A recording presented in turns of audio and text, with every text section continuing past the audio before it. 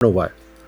अब इसमें एक बड़ी उन्होंने अफसोसनाक बात की है कि ये जो एयरलाइनर था अमेरिकन एयरलाइन का जो CRJ जेट एयरक्राफ्ट, इसका जो कैप्टन था जोनाथन कॉम्पोस, इसकी उम्र 34 साल थी और उसके घर वाले कहते हैं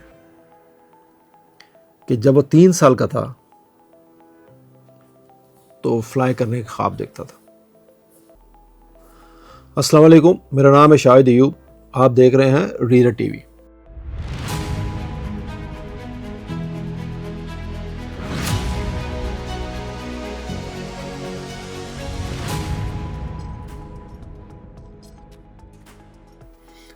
आपको याद होगा कोई एक महीना भर पहले, मुझे एग्जैक्ट डेट मैं आपको याद आती तो अभी आपको बता देता हूँ, मेरी याददाश्त बहुत अच्छी नहीं है, but I think it is 29 जनवरी एक ब्लैक हॉक क्रैश हुआ था।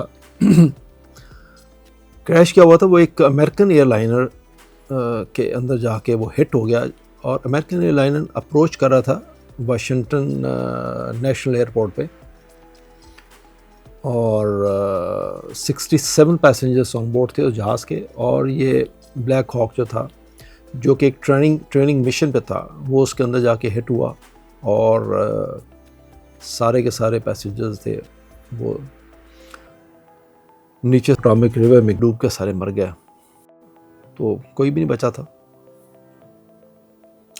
डेली मेल की एक रिपोर्टर है एमा रिचर, उन्होंने एक आर्टिकल लिखा 27 अप्रैल को और वो आया 28 अप्रैल को डेली मेल में, और उन्होंने नाम उसको दिया है bombshell news report reveal who made fatal mistake that cost Black Hawk to collide with the jet and killed 67 passengers. यानी एक ये बॉम्बशेल रिपोर्ट है कि किसने ये संगीन गलती की कि वो जो हेलीकॉप्टर था ब्लैक हॉक, वो जाके जेट के साथ टकरा गया और 67 लोग मारे गए। ये एक रिपोर्ट है। मेरा ख्याल है ये भी जो अब मैं सारी इसको पढ़ा तो ये भी एक इनिशियल रिपोर्ट है, अभी तक फाइनल रिपोर्ट पब्लिश नहीं की गई NTSB की तरफ से। जब वो फाइनल रिपोर्ट NTSB की तरफ से पब्लिश की जाएगी तो फिर हम फुल अथॉरिटी कह सकेंगे कि एक्चुअली क्या हुआ। बट बज़ाहिर ये जो इसमें पॉइंट बताए गए हैं कि उन्होंने कुछ चीज़ें उन्होंने हासिल की हैं इनिशियल रिपोर्ट में से, तो बज़ाहिर लगता है कि ये ऐसा ही हुआ होगा। लेट्स सी, जो एक ये रिपोर्ट है वो मैं आपके सामने पेश करता हूँ, वो आप सुनिए कि क्या होता है। होता ये है कि सम टाइम ये एक नेचुरल इंस्टिंक्ट है कि इंसान की के सम टाइम बहुत छोटी चीज़ होती है, आपको आवाज़ भी आती है कि आप घर में देखें, वैसे देखें, जनरल चलते फिरते सब चीज़, जैसे आप किसी चौराहे में से गुजर रहे हो तो आपका ग्रीन सिग्नल है, पर जैसे ही गुजरने लगते हैं वो ऑरेंज होता है और फिर येलो होता है, फिर वो रेड होता है, तो आप अंदाज़ा लगाते हैं कि मैं इसमें से गुजर जाऊंगा और it is a matter of seconds.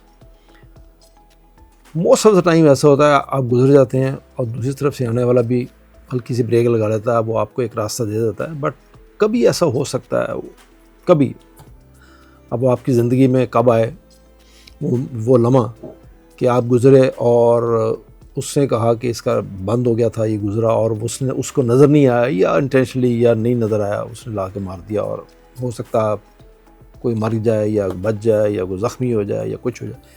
इसी तरह का ये एक सेकंड्स का मसला है। अब आप ज़रा इस रिपोर्ट को गौर से सुनिए और ये देखिए कि किस सेकंड में ये क्या हुआ और ये क्यों हुआ। इनका कहना यह है कि ये जो ब्लैक हॉक हेलीकॉप्टर था, इसने एयर ट्रैफिक कंट्रोलर की वो इंस्ट्रक्शंस फॉलो नहीं की जो कि हादसा यानी टकराव होने से कुछ सेकंड्स पहले उनको दिए गए थे और उन्होंने उसको इग्नोर किया। यह है कुछ सेकंड पहले एयर ट्रैफिक कंट्रोलर ने उनको एक इंस्ट्रक्शन दी थी और वो उन्होंने उसको इग्नोर कर दिया और उसको सुनी अनसुनी कर दिया। वो कहते हैं 29 जनवरी की ये नाइट थी और आर्मी का ये ब्लैक हॉक जो हेलीकॉप्टर था इसकी कमांड कर रही थी एक खातून captain Rebecca Lobach. I am sorry मैं सही नाम प्रोनाउंस कर सकूँ, ये पता नहीं स्पेनिश है, ये कौन है मुझे नाम नहीं पता। रेबेका लुबैख ये एक सालाना एक एवेल्यूएशन इनका चेक था जो ये कंडक्ट कर रही थी। उनके साथ ही को पायलट जो थी वो चीफ वेरेंट ऑफिसर एंड्रयू लॉयड एवस। ये जो को पायलट थी उस वक़्त ये एक्ट कर रही थी एज ए इंस्ट्रक्टर। तो रेबेका लुबैख जो थी उसका प्रोफिशिएंसी चेक कह लें आप उसकी, उसमें मुख्तलिफ वो मैनूवर्स करते हैं हेलीकॉप्टर्स के साथ और मुख्तलिफ मैनूवर्स में रिकवरी करते हैं, उसको डिफरेंट एंगल से फ्लाई करते हैं और जो इंस्ट्रक्टर होता है वो मॉनिटर करता है कि आपकी जो परफॉर्मेंस है वो ठीक है, सेटिस्फैक्ट्री है, और उसके बाद एक रिपोर्ट दी जाती है जो हर 6 महीने बाद हर पायलट का होता है। तो ये एक टेस्ट था जिस पे ये दोनों गए थे, रेबेका लुबैख और लॉयड एवस। इस रिपोर्ट में कहा गया कि ये जो कैप्टन थी लुबैख, ये जो हाइट इसको दी गई थी फ्लाई करने के लिए, एक तो उससे वो ज़्यादा हाइट पे फ्लाई कर रही थी, नंबर 1 जब ये इम्पैक्ट हुआ उस वक़्त, और दूसरा उसने वो इंस्ट्रक्शन फॉलो नहीं की, वो एडवाइस फॉलो नहीं की, जैसे मैंने आपसे पहले कहा, जो कि एयर ट्रैफिक कंट्रोलर ने इसको दी और को पायलट ने वो इंस्ट्रक्शंस कॉपी की एयर ट्रैफिक कंट्रोलर से और फिर कैप्टन को बताया कि एयर ट्रैफिक कंट्रोल ये कह रहा है, तो लिहाजा वो कह रहा है कि आप अपना कोर्स चेंज करें because you are heading towards a final approach course of a jet aircraft, जो कि एक अप्रोच बना रहे हैं रनवे के ऊपर, आप उसकी तरफ जा रहे हो। जब ये बात हुई तो ये टकराने से 15 सेकंड पहले की बात है ये। ठीक इसी लम्हे जो वो उसकी इंस्ट्रक्टर जो थी वो लुबैख की जो पायलटिंग स्किल है वो उसको टेस्ट कर रही थी, वे कोई मैनूवर कर रहे थे और उसी मैनूवर में वो शायद ये इंस्ट्रक्शन फॉलो करना भूल गई और वो जहाज़ उनसे इग्नोर हो गया जो बिल्कुल उनके कहीं बिल्कुल करीब था, ऐसा कहना है इस रिपोर्ट में। एयर ट्रैफिक कंट्रोलर ने उनको क्या कहा, एयर ट्रैफिक कंट्रोलर ने उनको ये इंस्ट्रक्शंस दी थी जो कॉपी की एवस ने और जो उसने बताई लुबैख को। उसने कहा कि there is another aircraft so you turn left, which Lobach जो कैप्टन थी शी डिड नॉट, वो सीधी जाती रही। भाई इतनी छोटी सी बात है ये एक बात है, आगे एक चीज़ और भी है वो भी मैं आपको बताता हूँ। जो इस एक्सीडेंट को इन्वेस्टिगेट कर रहे हैं, जो इन्वेस्टिगेटर्स हैं, उनका कहना यह है कि वो अभी तक ये बात समझने से कासिर हैं कि जब एवस ने अब कैप्टन को कहा लुबैख को कि आप टर्न लेफ़्ट करो, ऐसा कहना ATC का, तो उसने इन इंस्ट्रक्शंस को फॉलो क्यों नहीं किया, क्या रीज़न थी? क्या वो अपने उस मैनूवर में इतनी बिजी थी कि उसने इग्नोर किया या कोई और बात थी? बट एक बात जो इस रिपोर्ट में बताई गई वो ये कि लुबैख ने और फर्स्ट ऑफिसर जो थी को पायलट एवस, उन दोनों जब ATC की इंस्ट्रक्शंस को कॉपी किया था तो उन्होंने ये जो जहाज़ था जेट एयरक्राफ्ट उनके बिल्कुल क्लोज था, उसको उन्होंने स्पॉट भी किया था, उसको उन्होंने देख भी लिया था और उनकी विजुअल सेपरेशन, जब आप किसी दूसरे जहाज़ को देख लें तो विजुअल सेपरेशन उससे मेंटेन भी की जा सकती है। बट वो चूँकि डायरेक्शन इस तरह की थी दोनों की आपस में कि उसमें कोई बचने का चांस सिर्फ उसी सूरत में था कि वो विजुअल सेपरेशन रखते हुए जब ये जा रहा है ऐसे और ये इधर से आ रहा था तो वो लेफ़्ट टर्न कर जाता, तो लेफ़्ट टर्न कर जाता तो एक उसमें आराम से उससे निकल जाता उसके रास्ते से, या वो लेफ़्ट टर्न कर जाता या उसके नीचे से यूँ निकल जाता तो बच जाता। अब ये क्यों नहीं किया उन्होंने, हालांकि उसको स्पॉट कर लिया था, देख लिया था, विजुअल सेपरेशन मेंटेन की जा सकती थी। उन्होंने कहना यह है कि ये एक नॉर्मल प्रैक्टिस है। जैसे मैंने आपको जब शुरू में भी ये बात बोली थी, जब पहला वीलॉग बनाया था कि अमेरिका में कुछ एयर स्पेस इस तरह की हैं, उस एयर स्पेस में जब अभी न्यूयॉर्क मैनहट्टन में भी एक क्रैश हुआ है, तो वो हमारे यहाँ पाकिस्तान में भी जो VFR फ्लाइट्स होती हैं, तो उस एक सर्टेन एयर स्पेस के अंदर कंट्रोलर काम ये करता है कि एक जहाज़ की इन्फॉर्मेशन दूसरे को, दूसरे की तीसरे को, और आपस की इन सब की इन्फॉर्मेशन एक दूसरे को देता रहता है। और ये सब जहाज होते हैं वो एक दूसरे को देख के विजुअल सेपरेशन मेंटेन करते हैं और फ्लाई करते हैं उस एयर स्पेस में। ऐसा अमेरिका में भी है और मुल्कों में भी है। तो वो कहते हैं ये एक नॉर्मल प्रैक्टिस है कि जहाज़ की इन्फॉर्मेशन दूसरे को दी जाती है और वो फिर खुद ही विजुअल सेपरेशन मेंटेन करते हुए कोलिजन अवॉइड करता है। और लेकिन अगर फ़र्ज़ करें, इसमें एक रिपोर्ट में एक नुकता ये उठाया गया है कि फ़र्ज़ करें कि उन्होंने विजुअल सेपरेशन का कह दिया और अब उन दोनों का फ़र्ज़ था, यानी ब्लैक हॉक का फ़र्ज़ था हेलीकॉप्टर के कैप्टन का और उसकी को पायलट का, कि वो लेफ्ट टर्न करते और उसको विजुअल सेपरेशन मेंटेन करते। पर अगर वो ना करे तो फिर ATC को क्या करना चाहिए? फिर ATC को पॉजिटिव इंस्ट्रक्शंस देनी चाहिए और उसको बाय फोर्स उसको लेफ्ट टर्न कराना चाहिए था, जो कि नहीं हुआ। उन्होंने एक इन्फॉर्मेशन दी और शायद उसके बाद उन्होंने भी इग्नोर कर दिया, मिस कर गए या क्या हुआ ये तो बाद में पता चलेगा। तो ऐसा नहीं किया उन्होंने, कंट्रोलर की इंस्ट्रक्शन को फॉलो नहीं किया। लुबैक जो थी, ये जो कैप्टन थी, ये नॉर्थ कैरोलिना की एक एविएशन ऑफिसर आर्मी में थी और इसके पास तकरीबन को 500 घंटे का एक्सपीरियंस है, which is very less, I think is not much, 500 hours flying experience. इसने वाइट हाउस के अंदर भी सर्व किया हुआ जब ये ड्यूरिंग दी बाइडेन एडमिनिस्ट्रेशन, उसमें वहाँ भी काम करती रही, लेकिन 500 hours experience I think is not enough. But ज़ाहिर है उसको कमांड मिली थी तो ज़ाहिर है कोई सर्टिफाई करके कोई टेस्ट हो गई, कमांड मिली होगी, ऐसा तो नहीं मिली होगी। जब गलती होनी होती है तो आपको पता है कि ये पता नहीं चलता कि कैसे हुई और कैसे आदमी इसको मिस करता।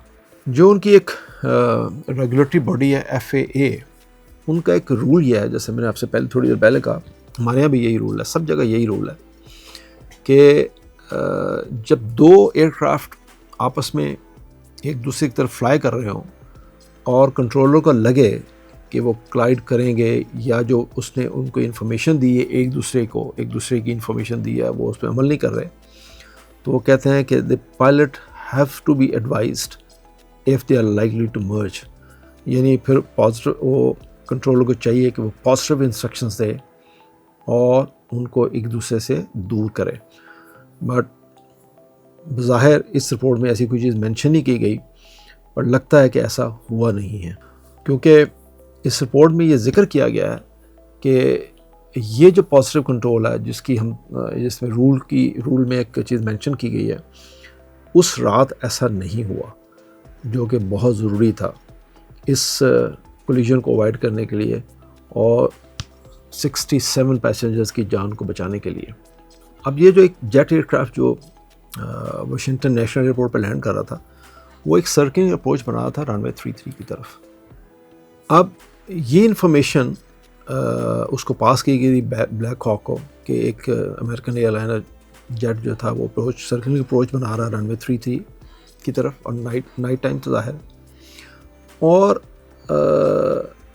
शक ये ज़ाहिर किया गया है कि जब ये ट्रांसमिशन की जा रही थी ATC की तरफ से, तो इधर से ब्लैक हॉक का जो कैप्टन था या जो को पायलट थी बस उसने भी माइक्रोफोन जो ट्रांसमिशन स्विच होता है उसको प्रेस कर दिया।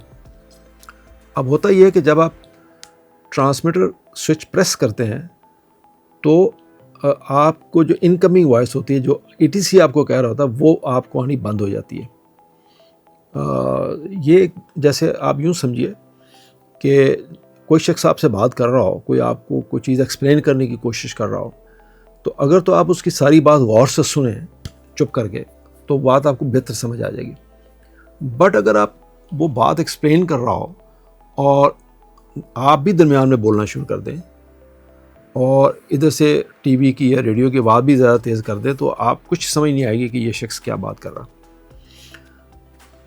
इसी तरह जब ATC वाला बात कर रहा है तो होता क्या है कि प्रोफेशनली या जब जहाज़ बात कर रहा होता है ATC के साथ, तो बोथ द केसेस दूसरे बंदे को चाहिए, होता ही है प्रिंसिपली, सब करते यही हैं कि वो उसकी पूरी बात सुनी जाती है और जब वो अपनी कन्वर्सेशन ख़त्म करता है तो फिर अगला माइक प्रेस करके अगली अपनी बात ट्रांसमिट करता है ताकि वो उसकी बात पूरी समझी जा सके और फिर ये पूरी बात उसको उसका जवाब दे सके। तो उनका कहना ये था कि जब ATC उनको बता रहा था कि ये सर्किलिंग रनवे 33 कर रहा है तो वो सर्किलिंग का लफ्ज़ जो था वो ब्लैक हॉक कैप्टन ने या को पायलट ने नहीं सुना, बिकॉज इधर से इन्होंने अपना माइक प्रेस कर दिया। तो वो एक बहुत बड़ी गलती हुई, उनको ये पता नहीं चला कि जहाज़ की पोजीशन क्या है। हालांकि एक टाइम पे उन्होंने ये भी कहा कि उन्होंने उस जहाज़ को स्पॉट भी कर लिया था, उसकी विजुअल सेपरेशन वो उनको इनसाइट हो भी गया था। अब ये पता नहीं वो जो जहाज़ उनको इनसाइट हुआ था वो कौन सा जहाज़ था, बिकॉज वहाँ पर ट्रैफिक तो बहुत ज़्यादा होती है। तो हर 3-3, 4-4 मील के बाद जहाज़ आ रहे होते हैं, 5-5 मील के बाद। अब वो कौन सा जहाज़ उनको नज़र आया, वो किसको उन्होंने स्पॉट किया, ये तो मैंने कहा ना जब ये डिटेल्ड NTSB की रिपोर्ट आएगी तो फिर पता चलेगा कि एक्चुअली एक सेकंड की वो बताते हैं रिपोर्ट के हुआ क्या। ये बट ये एक इनिशियल रिपोर्ट है, तो उसमें क्या है कि ये शायद एक ये भी हो कि उन्होंने सर्किलिंग का लफ्ज़ मिस कर दिया। ऐसी सरे राहे उन्होंने ये जिक्र किया इस रिपोर्ट में कि कैप्टन उलबैक का या एवएस का कोई ऐसा मेडिकल रिकॉर्ड नहीं था जिसकी वजह से वो आप ये कह सकें कि उनको कोई मेडिकल इश्यूज़ थे या कोई ऐसा प्रॉब्लम था। इसमें ऐसी कोई चीज़ नज़र नहीं आई। एक और लफ्ज़ ATC ने जो उनको बोला वो उसी लफ्ज़ के साथ, सर्किलिंग के साथ, वो था पास behind the. Pass behind the jet, आगे जेट होगा, पास बिहाइंड दी जो लफ्ज़ था जो ATC ने उनको कहा, वो भी उसी इन्होंने जब बटन प्रेस किया तो वो उसमें मिस हो गया। तो मे बी ATC वो ये कहना चाह रहा हो कि there is a jet aircraft circling runway 33 in front of you, 12 o'clock position or 11 o'clock position, you just turn left and pass behind the aircraft। May be इस तरह की कोई कॉल उनको देना चाह रहा, जो कि उन्होंने ना सर्किलिंग सुना ना पास बिहाइंड दी सुना, बिकॉज वो इनका माइक प्रेस था। ये एक उन्होंने उसमें शक जाहिर किया कि ये एक बहुत बड़ी वजह बनी होगी इस क्रैश की। ये ऐसा इसलिए ये जो बात उन्होंने की वो इसलिए कि उन्होंने कहा कि जब हमने एक रेडियो ट्रांसमिशन सुनी है टावर से, तो उसमें ऑन बोथ द CVRs जो टावर में लगे होते हैं, रिकॉर्डर हो रहे होते हैं, तो उसमें दोनों में समटाइम 2 रिकॉर्डर लगे होते हैं, समटाइम 3 भी लगे होते हैं। दोनों में ये बात ATC वाला ब्लैक हॉक को कह रहा है कि Black Hawk to pass behind the CRJ is that jet aircraft. लेकिन ये जब उन्होंने उसका वीडियो रिकॉर्डर सुना है हेलीकॉप्टर का, तो उसमें ये लफ्ज़ मिस है। इसका मतलब ये हुआ कि टावर ने ये बात बोली है, लेकिन जब इन्होंने बटन प्रेस कर दिया होगा तो वो ये जो सर्कलिंग और पास बिहाइंड दी CRJ लफ्ज़ जो था जेट एयरक्राफ्ट, ये वहाँ रिकॉर्ड नहीं हुआ। तो वो अंदाज़ा नहीं कर सके कि ये जहाज़ कौन सा था। वो उन्होंने जो स्पॉट किया, हो सकता है वो गलत स्पॉट किया हो। एक और इसमें बात जो कही गई है स्पोर्ट में, उन्होंने कहा कि ये जो फ़्लाइट चेक हो रहा था ये ज़ाहिर नाइट में हो रहा था, और जो दोनों पायलट थे वो चूँकि कि ये एनुअल टेस्ट होता है उनके यहाँ, 6 मंथ्स नहीं है, एनुअल टेस्ट है, तो दोनों नाइट विजन गॉगल्स पहने हुए थे। तो जो इन्वेस्टिगेटर्स हैं उनका यकीन है कि उन्होंने जब ये उनको ट्रैफिक इन्फॉर्मेशन दी गई थी तो उस वक्त उन्होंने night vision goggles through out the flight पहने हुए थे, उन्होंने उतारे नहीं थे। और ऐसा नहीं है कि वो किसी एक ने उतारे हों और उसने जहाज़ को स्पॉट करने की कोशिश की हो। ये भी एक एक नाइट विजन गॉगल पहने हुए। हालांकि नाइट विजन गॉगल्स जहाँ तक मैं समझता हूँ कि उसमें ज़्यादा विजिबिलिटी होती है, नाइट में आपको ज़्यादा बेहतर नज़र आता है, बट अब उन्होंने क्यों नहीं उतारे और ये देखते हैं बाद में रिपोर्ट में क्या आता है। एक चीज़ और भी कि वो कहता है कि just before that discovery it was revealed that the vital tracking technology inside the helicopter was turned off. एक हेलीकॉप्टर के अंदर जो एक वाइटल ट्रैकिंग टेक्नोलॉजी है, यानी एक इंस्ट्रूमेंट आपके पास लगा होता है, जैसे हमारे यहाँ भी TCAS है सिविल एयरक्राफ्ट में, तो होता ये कि जो दूसरे आपके रिलेटिव जो दूसरे जहाज़ आपके क्लोज फ्लाई कर रहे होते हैं, उनकी हाइट और उनकी क्लोजिंग जो होती है, किस रेट से वो क्लोज़ कर रहे हैं, उनकी हाइट क्या है, उनकी डायरेक्शन क्या है, वो सब आ रही होती है आपके सामने। तो इस तरह आपकी उसके पास जा रही होती है। तो वो एक बहुत बड़ी हेल्प होती है आपको ये पता करने में कि आपके पास आपके क्लोज कौन सा जहाज़ आ रहा है, उसकी हाइट क्या है, आपकी हाइट के बराबर है या क्या है, तो आप उससे अपना वैसे एक्शन ले सकते हैं, आप बच सकते हैं उस कोलिजन से। वो जो सिस्टम था ये बताने वाला, वो हेलीकॉप्टर में बंद किया गया था। क्यों? वो कहते हैं कि ये अभी समझ नहीं आई कि क्या रीज़न थी कि उस सिस्टम को क्यों बंद किया गया था। ये बहुत बड़ी हेल्प है। मेरे साथ अपनी जितनी जॉब मैंने की है, मेरे साथ ये 2 दफ़ा ये इंसिडेंट हुआ है। एक दुबई से हम फ्लाई कर रहे थे, हालांकि वहाँ की कंट्रोलिंग बहुत अच्छी है, और हम टेक ऑफ किए और आगे से एक फ़ाइटर, उस फाइटर को इन्फॉर्मेशन दी। अच्छा, फ़ाइटर जितने होते हैं सारे ये VFR ही फ्लाई करते हैं, इनके पास इंस्ट्रूमेंट ज़ाहिर उनका काम ही इस तरह का। तो उसको इन्फॉर्मेशन दी गई थी एयर ट्रैफिक कंट्रोलर से कि एक PI का एक एयरबस 310 टेक ऑफ किया और इस डायरेक्शन में जा रहा है, ये उसका ऑल्टीट्यूड है। बट आई थिंक उसने सुना नहीं। तो वो जैसे ही मेरे TCAS रेंज में आया तो मेरा TCAS भी एक्टिवेट हुआ, पर हमने अपना एक्शन किया, उसने अपना किया, तो हम बच के निकल गए। इस तरह एक दफ़ा और भी हुआ था। तो ये बहुत दफ़ा होता है, बहुत दफ़ा होता है। ये एक बहुत बड़ी, जब ये नहीं होता था तो बहुत एक्सीडेंट होते थे, और जब से ये सिस्टम आया, और अब तो खैर मैंडेटरी हो गया ये सिस्टम, तो इस तरह ये हेलीकॉप्टर में भी ये सिस्टम लगा हुआ था। पर वो रिपोर्ट ये कह रही कि उन्होंने ये बंद कर दिया। क्यों बंद किया ये कहते हैं, समझ नहीं आई कि क्यों बंद किया उन्होंने। क्यों? वो कहते हैं कि जब हेलीकॉप्टर जो था जब ये नीचे गया तो automatic dependent surveillance broadcast was disabled. ये सिस्टम ही उनका बंद था। अब ये क्यों बंद था? कहते हैं ये सिस्टम करता क्या है, ये सिस्टम शेयर करता है आपकी पोजीशन, ऑल्टीट्यूड और स्पीड कोई दूसरा जो जहाज़ है उसके साथ, जो मैंने आपसे कहा कि हमारे यहाँ सिविल में उसको TCAS कहते हैं, TECAS। तो वो ये पूरे का पूरा सिस्टम उन्होंने बंद कर दिया। अब जब ये बंद था तो ये इसकी इन्फॉर्मेशन उस जहाज़ को नहीं जा रही थी, और उसकी इन्फॉर्मेशन जेट की इनको नहीं आ रही थी। ये मुमकिन था ये ऑन होता तो इसकी इन्फॉर्मेशन उसको जाती, तो वो एवेसिव एक्शन ले लेता। जैसे इसको लेफ़्ट टर्न करना था तो वो लेफ़्ट टर्न उधर कर जाता, या क्लाइंब कर जाता, या कुछ करता। अच्छा, इसमें मैं आपको बताता चलूँ आपकी ऐसी इन्फॉर्मेशन के लिए कि जब ये TCAS एक्टिवेट होता है, 2 जहाज़ आपस में टकराने वाले होते हैं, तो ये TCAS एक कंप्यूटराइज जनरेटेड वार्निंग होती है, और ये हर जहाज़ को, यानी दोनों जहाज़ों को अपनी अपनी रिस्पेक्टिव एक्शन सजेस्ट करता है। और लॉ ये है कि आपने उस एक्शन को जो वो कंप्यूटर सजेस्ट करता है वो करना है। जैसे अब ये 2 जहाज़ हैं, तो इस वाला ये वाला जो है जहाज़ है, इसका कंप्यूटर उसको कहता है क्लाइंब करो, तो वो क्लाइंब करेगा, और इस वाले का ऑटोमेटिकली कहेगा कि डिसेंड करो, और ये डिसेंड करेगा। बिकॉज ये दोनों कंप्यूटर आपस में बात करते हैं, फ्रैक्शन ऑफ सेकंड। इंसान इतनी तेज़ी से काम नहीं कर सकता जितनी तेज़ी से ये कंप्यूटर आपस में बात करते हैं, और दोनों पायलट्स को सजेस्ट करते हैं कि इसने क्या करना और इसने क्या करना है। सो लॉ ये है कि इवन एयर ट्रैफिक कंट्रोलर भी आपको कहे कि आप ये करो, तो आप उसको नहीं मानेंगे, आप वो मानेंगे जो TCAS आपका, जो कंप्यूटर जनरेटेड आपकी वार्निंग है, वो आप दोनों जहाज़ों को आपस में कहती है। So you have to listen that warning, तो आप वो करें। तो ये एक बहुत ही बड़ी हेल्प है जब से ये सिस्टम आया। अभी ऑफ था, आई डोंट नो व्हाई। अब इसमें एक बड़ी उन्होंने अफसोसनाक बात की है कि ये जो एयरलाइनर था अमेरिकन एयरलाइन का, जो CRJ जेट एयरक्राफ्ट, इसका जो कैप्टन था जोनाथन कॉम्पोस, इसकी उम्र 34 साल थी, और उसके घर वाले कहते हैं